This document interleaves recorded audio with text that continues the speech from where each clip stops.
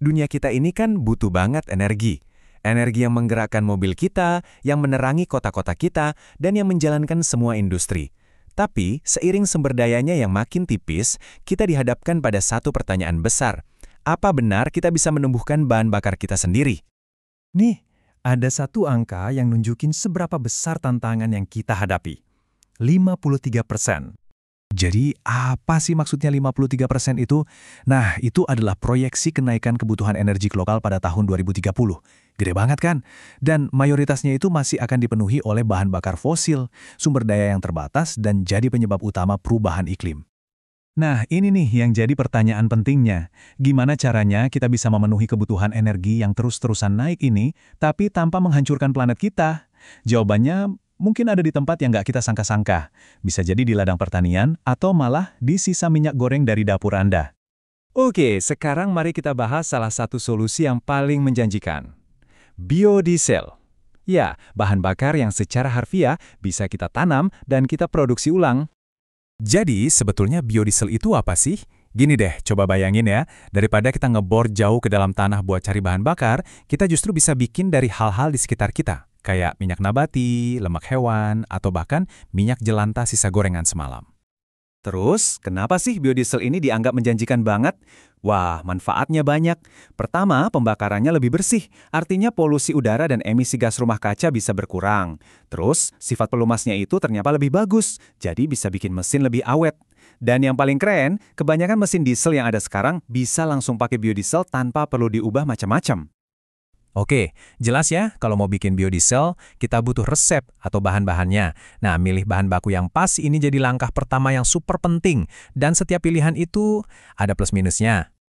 Yuk kita bedah 3 kategori utamanya. Yang pertama, minyak nabati yang bisa kita makan, contohnya kelapa sawit atau kedelai. Ini kandungan minyaknya tinggi banget. Tapi, disinilah masalahnya, jadi saingan langsung sama pasokan makanan kita.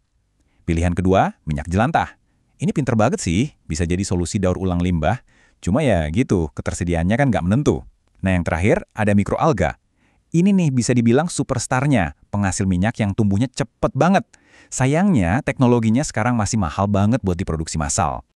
Kutipan ini bener-bener nangkep inti dilema etisnya. Jadi gini, saat kita pakai lahan subur buat nanam bahan bakar, risikonya kita ngurangin lahan buat nanam makanan. Nah, ini yang disebut perang antara makanan versus bahan bakar. Rumit banget kan? Baiklah, kita udah pilih bahan bakunya. Terus, gimana cara memasaknya jadi bahan bakar? Prosesnya, ini bisa kita bayangin kayak resep kimia yang punya 2 langkah utama. Langkah utamanya ini namanya transesterifikasi. Kedengarannya emang ribet ya, tapi intinya gini. Ini tuh reaksi kimia yang ngambil molekul lemak dan minyak, terus diubah jadi 2 hal. 1, biodiesel, dan 2, produk sampingan yang namanya gliserol. Prosesnya kira-kira begini. Pertama, kita mulai dengan nyampurin bahan baku. Misalnya minyak jelantah tadi, sama sejenis alkohol, kayak metanol. Kedua, kita tambahin katalis buat mancing reaksinya. Nah, yang ketiga, setelah didiamkan sebentar, campurannya itu bakal misah sendiri jadi 2 lapisan. Biodiesel mentah yang lebih enteng ada di atas, dan gliserol yang lebih berat dan kental ada di bawah. Kelihatannya gampang ya? Tinggal pisahin, selesai. Eits, tapi tunggu dulu.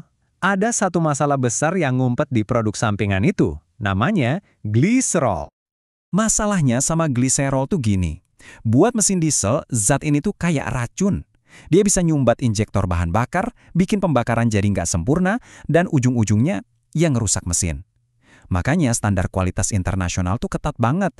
Biodiesel yang boleh dijual itu kandungan gliserolnya nggak boleh lebih dari 0,02%. Sedikit banget. Terus gimana dong cara kita nyingkirin si gliserol yang bahaya ini? Nah, disinilah kita masuk ke langkah kedua dari resep kita, pemurnian. Intinya, kita harus mencuci biodiesel mentah tadi sampai benar-benar bersih. Biasanya ada 2 cara utama buat ini.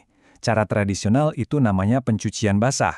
Jadi kita pakai banyak banget air buat ngelunturin dan ngebuang gliserol. Cara ini ampuh banget sih, tapi ada minusnya. Hasilin banyak banget air limbah yang harus diolah lagi. Nah, alternatifnya yang lebih ramah lingkungan itu pencucian kering. Metode ini nggak pakai air, tapi pakai bahan-bahan pinter kayak adsorben. Bayangin aja kayak spons super kecil yang nyerap kotoran. Tantangannya, biasanya prosesnya lebih ribet dan biayanya lebih mahal. Oke, kita udah lihat bahan bakunya, proses bikinnya, sampai tantangan buat ngebersihinnya. Jadi, kesimpulannya gimana? Apa sih masa depan dari biodiesel ini? Jujur aja ya, biodiesel itu bukan peluru perak atau solusi ajaib yang bakal nyelesain semua masalah energi kita. Anggap aja ini sebagai salah satu alat yang ampuh, tapi ada di dalam kotak perkakas yang jauh lebih besar. Penggunaannya harus penuh pertimbangan. Setiap langkah, dari milih bahan baku sampai cara pemurniannya, itu penuh dengan tarik ulur yang rumit. Ada pertimbangan ekonomi, etika, dan tentunya lingkungan.